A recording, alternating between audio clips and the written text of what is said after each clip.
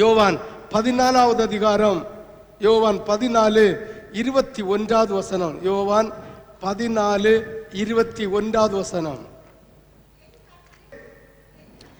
என் கற்பனைகளை பெற்றுக்கொண்டு அவைகளை கை கொள்ளுகிறவனே என்னிடத்தில் அன்பா இருக்கிறார், என்னிடத்தில் அன்பா இருக்கிற இடத்துல பிதாவும் அன்பா இருக்கிறார். ஆமென். அப்ப ஆண்டவருடைய கற்பனை என்பது நம்ம இஷ்டத்தின்படி செய்யக்கூடிய ஒன்று அல்ல. ஆமென்.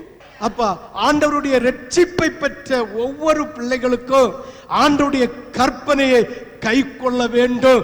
கற்பனையை கை கொள்வதில் தங்களுடைய சுயநலம், சுய யோசனை, சுய சிந்தனை இருக்குமானால் நம்முடைய சிரசிலே குற்றம் சுமராமல் இருக்குமோ?